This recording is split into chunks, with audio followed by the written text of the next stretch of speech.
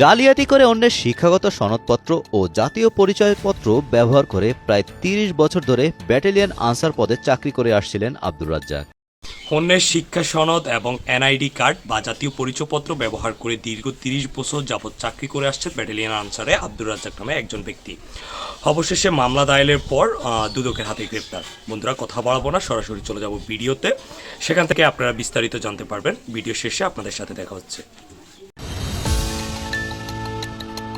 জালিয়াতি করে অন্যের শিক্ষাগত সনদপত্র ও জাতীয় পরিচয়পত্র ব্যবহার করে প্রায় ৩০ বছর ধরে ব্যাটালিয়ন আনসার পদে চাকরি করে আসছিলেন আব্দুর রাজ্জাক। চাকরি জীবনে সরকারি অর্থ আত্মসাৎ করেছেন ৩৭ লাখ টাকারও বেশি।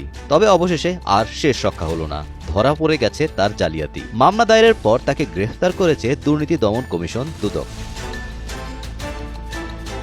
বুধবার দুপুরে দুদক সমন্বিত পাবনা জেলা কার্যালয় থেকে তাকে গ্রেফতার করা হয়। ভুয়া পরিচয়পত্র দিয়ে ১৯৯৩ সালে বাংলাদেশ আনসার ও গ্রাম প্রতিরক্ষা বাহিনীতে ব্যাটালিয়ন আনসার সদস্য পদে যোগ দেন আব্দুর রাজ্জাক। নিজের পরিচয় গোপন করে ৩০ বছর ধরে প্রতারণার মাধ্যমে চাকরি করে আসছিলেন তিনি।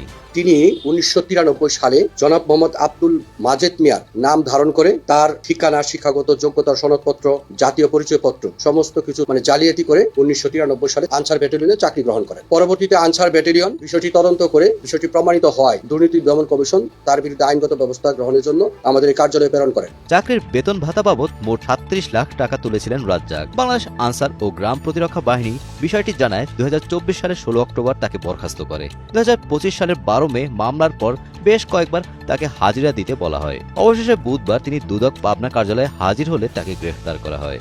জনাব আব্দুল মাজেদ মিয়া নাম, পরিচয় এবং তার পিতামাতার নাম, ঠিকানা, জাতীয় পরিচয়পত্র ব্যবহার করে দীর্ঘ ২৭ বছর আনসার ব্যাটালিয়ন ও গ্রাম প্রতিরক্ষা বাহিনীতে চাকরি করেছেন। তিনি গত ২০২১ সালে তার কর্মস্থল থেকে তিনি পলায়ন করেন। পরবর্তীতে আনসার ব্যাটালিয়ন ও গ্রাম প্রতিরক্ষা বাহিনী থেকে একটি তদন্ত করা হয়, তার বিরুদ্ধে একটি মামলা রুজু করা হয়। আমি ওনাকে কয়েকবার আমাদের অফিসিয়ালি চিঠি দিয়েছি তাকে এখানে হাজির হওয়ার জন্য, তার বক্তব্য গ্রহণের জন্য। পরবর্তী তিনি হাজির হন নাই। থানার মাধ্যমে তাকে চিঠি দিয়ে এবং থানা তার স্বাক্ষর নাই, তারপরেও তিনি উপস্থিত হন নাই এবং তার যে অপরাধের বিষয়ে তিনি কোনো ধরনের জবাবদিহিতা বা কোনো ধরনের বক্তব্য প্রদান করেননি। আজকে উনি আমাদের কার্যালয়ে আসেন এবং আমরা তার বক্তব্য প্রথমে গ্রহণ করি এবং তিনি তার দোষগুলো এবং তার অপরাধের বিষয়টি, যে তিনি অন্যের নাম, পরিচয়, ঠিকানা ব্যবহার করে চাকরি করেছেন, বিষয়টি তিনি স্বীকার করেন। এবং যেহেতু মামলা চলমান রয়েছে তার বিরুদ্ধে, আমরা আজকে তাকে আমাদের দুর্নীতি দমন কমিশন সমন্বিত জেলা কার্যালয়ে গ্রেফতার করেছি।